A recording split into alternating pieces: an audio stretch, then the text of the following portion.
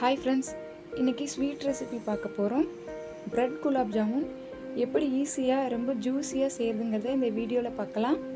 அதுக்காக 4 ப்ரெட்டை இந்த மாதிரி எடுத்திருக்கேன்.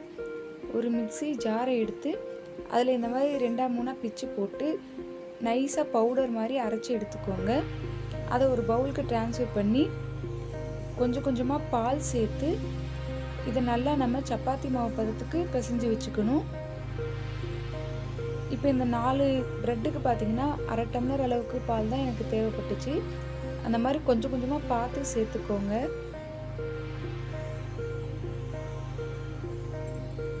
இப்போ இந்த அளவுக்கு நமக்கு மாவு ரெடி ஆயிடுச்சு. இந்த மாதிரி பிசைஞ்சு எடுத்துக்கோங்க. இப்போ அடுப்பில் ஒரு கடாய் வச்சு அதில் 1 ஸ்பூன் அளவுக்கு நெய் உள்ள சேர்த்துக்கிறேன். நெய் சூடானதும் இதில் பொடியாக கட் பண்ண முந்திரியும் பிஸ்தாவும் சேர்த்துக்கிறேன். இதை மீடியம் ஃப்ளேமில் கோல்டன் ப்ரௌன் கலர் வர்ற அளவுக்கு நல்லா வறுத்து இந்த மாதிரி தனியாக எடுத்து வச்சுருங்க. இப்போ சுகர் சிரப் செஞ்சிடலாம். அடுப்பில் கடாய் வச்சு அதில் 2 கப் அளவுக்கு சுகர் சேர்த்துக்கிறேன். அதே கப்பில் 3 கப் அளவுக்கு தண்ணி சேர்த்துக்கிறேன்.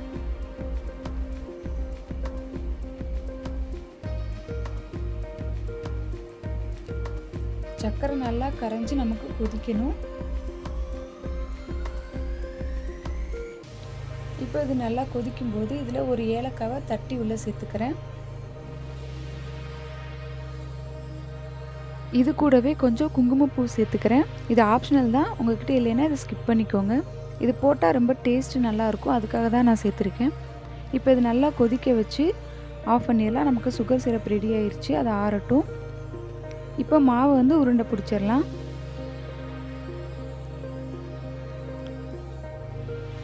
ஃபஸ்ட்டு இந்த மாதிரி உருண்டை பண்ணிவிட்டு நம்ம கொலக்கட்டைக்கு செய்கிற மாதிரி நடுவில் ஹோல்ஸ் இருக்க மாதிரி இப்படி செஞ்சுக்கோங்க.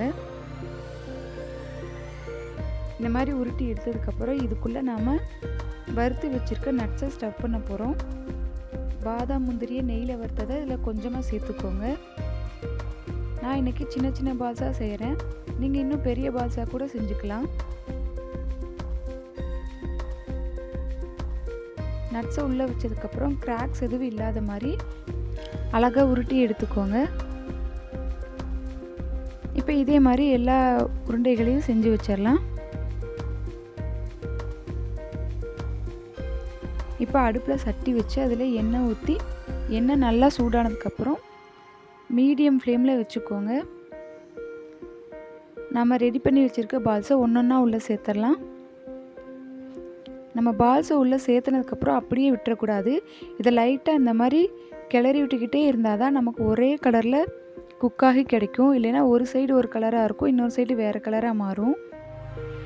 அதனால் எப்பயுமே குலாப் ஜாமுன் செய்யும்போது இந்த மாதிரி லைட்டாக உருட்டி விட்டு அதை குக் பண்ணுங்கள்.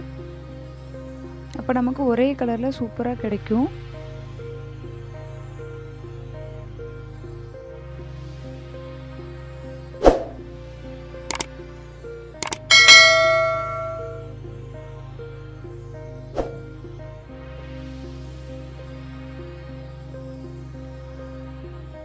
இப்போ எல்லா பக்கமும் ஒரே கலரில் கோல்டன் ப்ரௌன் கலரில் வந்துருச்சு. இப்போ இதை நம்ம வெளியே எடுத்துடலாம்.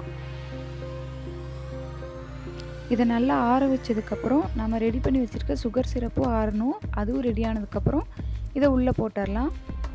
இப்போ 3-4 மணி நேரம் அளவுக்கு நல்லா இதை ஊற வைக்கணும். சுகர் சிரப்லேயே இருக்கணும். அப்போ தான் அந்த இனிப்பு டேஸ்ட் குலாப் ஜாமுனுக்குள்ளே இறங்கும். அதனால் இதை ஒரு மூடி போட்டு 4-5 மணி நேரம் அளவுக்கு நல்லா ஊற வச்சு எடுத்துக்கலாம். இப்போ பாருங்கள், சூப்பராக ரெடி ஆயிடுச்சு. நம்ம நார்மலாக செய்கிற குலாப் ஜாமுன் மாதிரியே இருக்கும் பார்க்குறதுக்கு. டேஸ்ட்டும் ரொம்பவே சூப்பராக இருக்கும். நான் இதில் கார்னிஷ்காக கட் பண்ண பிஸ்தாவை சேர்த்துக்கிறேன்.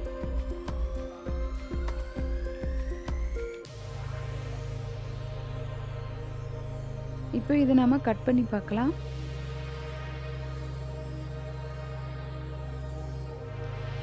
பாருங்கள், சூப்பராக குக்காகி சுகர் சிரப்பில் ஊறி ரொம்ப டேஸ்ட்டாக வந்திருக்கு. நம்ம உள்ள ஸ்டஃப் பண்ண பிஸ்தா முந்திரியும் பார்க்குறதுக்கே சூப்பராக இருக்குது. இதை சாப்பிடும்போது ரொம்பவே டேஸ்ட்டாக இருந்துச்சு. இதை நீங்கள் கண்டிப்பாக ட்ரை பண்ணி பாருங்கள் ஃப்ரெண்ட்ஸ். வீடியோ உங்களுக்கு பிடிச்சிருக்குன்னு நினைக்கிறேன். பிடிச்சிருந்தால் லைக் பண்ணுங்கள். மறக்காமல் நம்ம சேனலை சப்ஸ்கிரைப் பண்ணி பக்கத்தில் இருக்க பெல் பட்டனையும் கிளிக் பண்ணிக்கோங்க. உங்கள் ஃப்ரெண்ட்ஸ்க்கும் ஷேர் பண்ணிக்கோங்க. தேங்க்ஸ் ஃபார் வாட்சிங்.